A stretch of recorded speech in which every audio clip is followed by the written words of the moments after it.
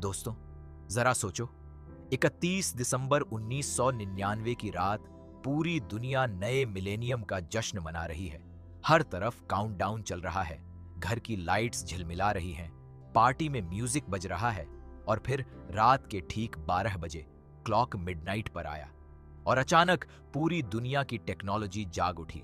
Microwave oven ने लोगों को जलाना शुरू कर दिया, टॉय कार ने आग लगा दी, वीसीआर ने ड्रिल की तरह काम करना शुरू किया, रोबोट्स ने इंसानों को मारना शुरू कर दिया। वो Y2 के बग जिसके बारे में सब कहते थे कि यह बस एक डर है, एक अफवाह है, वो सच निकला। और उस रात एक शाय, नर्वस और पूरी तरह से अनप्रिपेयर्ड लड़का और उसकी क्रश दोनों को मिलकर पूरी दुनिया को रोबोट से बचाना था। यही है Y2K, 2024 की A24 की वो हॉरर कॉमेडी फिल्म जो 90s नॉस्टैल्जिया, टीनेज क्रश और रोबोट अपोकैलिप्स को एक साथ मिलाकर एक ऐसा वाइल्ड राइड बनाती है जो तुम्हें हंसाएगी भी और डराएगी भी। तो चलो वापस चलते हैं उस रात में, 31 दिसंबर 1999, जब दुनिया बदलने वाली थी। 1999 का आखिरी दिन। अमेरिका के एक छोटे से सबर्ब में रहता था एली। जेडेन मार्टेल ने इस किरदार को जिस ऑनकवर्ड चार्म के साथ निभाया है वो देखते ही दिल जीत लेता है। ईलाई एक टिपिकल इंट्रोवर्टेड टीनेजर था, लेजेंड ऑफ जेल्डा का फैन, जिसे स्कूल में कोई कूल नहीं समझता था, जिसके ज्यादा दोस्त नहीं थे और जिसे अभी तक किसी लड़की से बात करने में पसीना आ जाता था। उसका बेस्ट फ्रेंड था डैनी। जूलियन डेनिसन ने इस रोल में वो एनर्जी लाई जो हर सीन को अलाइव करती है। डैनी थोड़ा ज्यादा कॉन्फिडेंट था, थोड़ा ज्यादा सिली था और उसके पास हर सिचुएशन के लिए एक अनसॉलिसिटेड एडवाइस थी।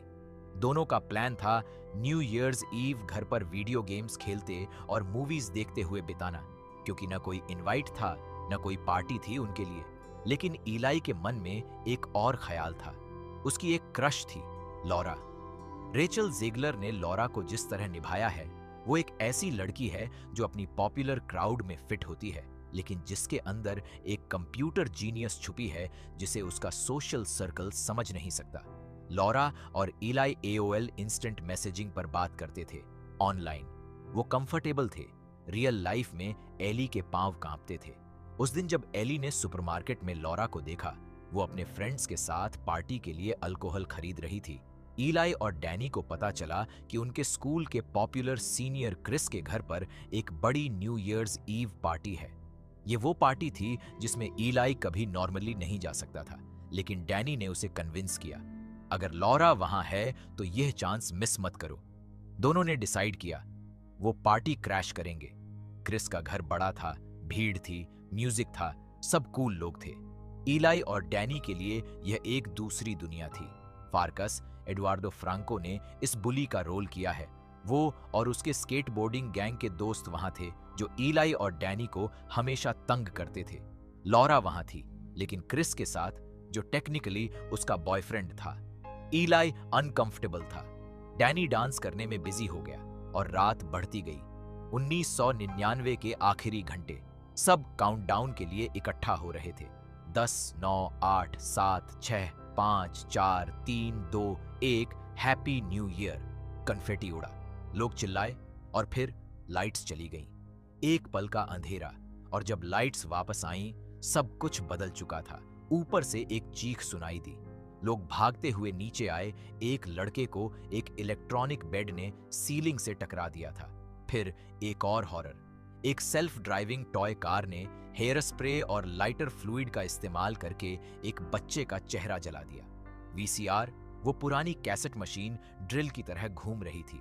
हर इलेक्ट्रॉनिक डिवाइस, हर गैजेट, हर मशीन, जो भी टेक्नोलॉजी थी उस घर में, वो सब जीवित हो गई थी और वो सब एक ही काम कर रही थी, इंसानों को मारना।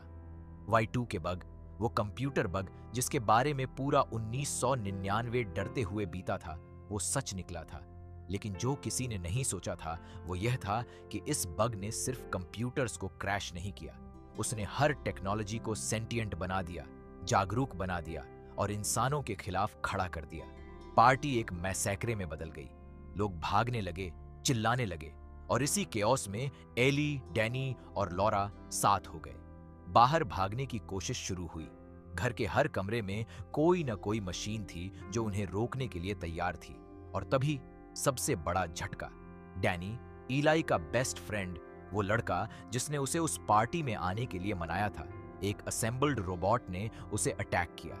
ईलाई ने उसे बचाने की पूरी कोशिश की, लेकिन डैनी चला गया।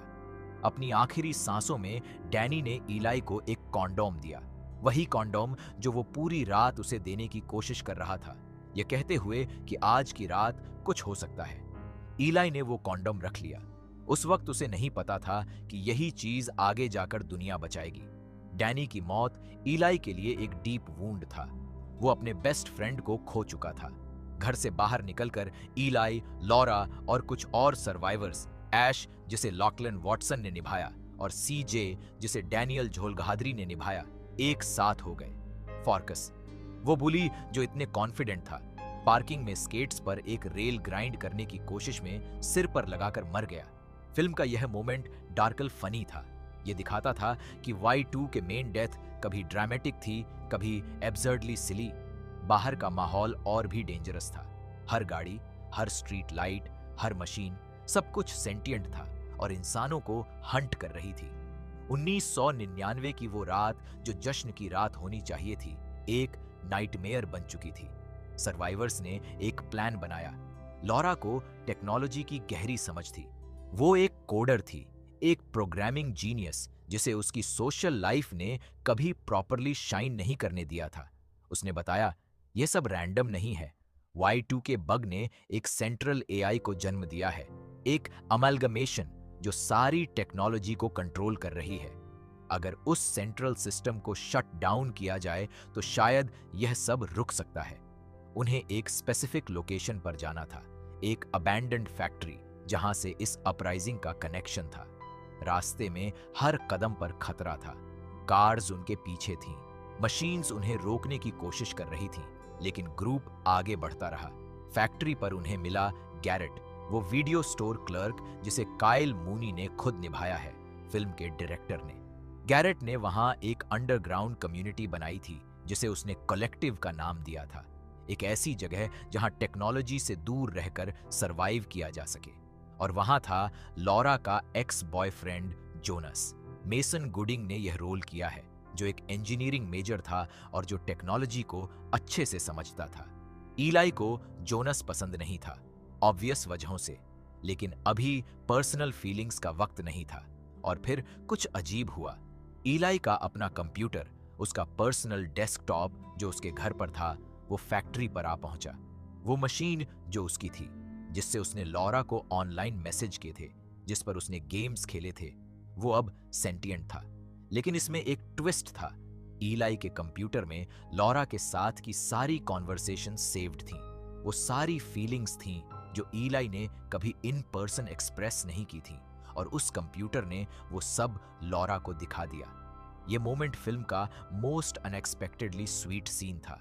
एक रोबोट अपराइजिंग के बीच में एक लड़के की पुरानी चैट हिस्ट्री ने उसे बिट्रे किया और उसकी क्रश को उसके दिल का राज बता दिया, लेकिन रोमांस के लिए वक्त नहीं था।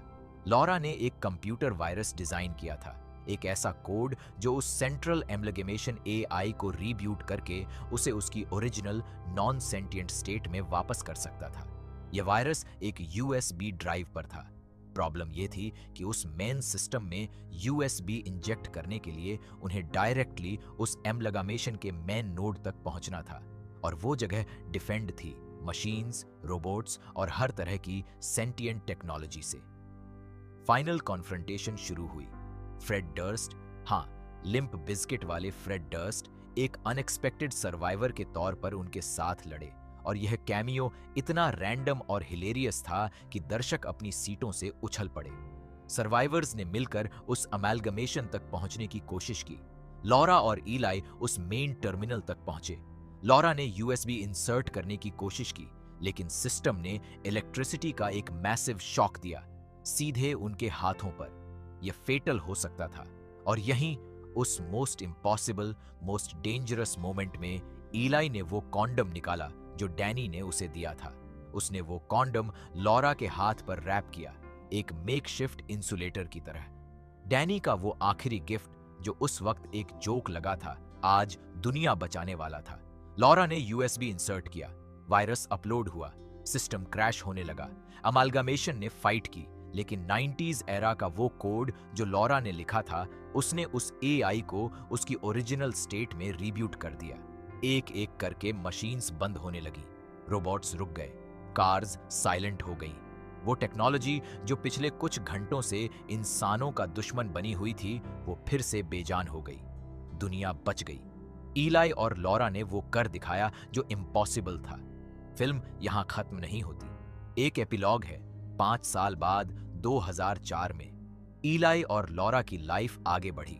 डैनी की याद उन दोनों के साथ हमेशा रही, और वो रात 31 दिसंबर 1999 हमेशा के लिए उनकी स्टोरी का हिस्सा बन गई। लेकिन एक हिंट था, वो एआई कंप्लीटली गई नहीं थी।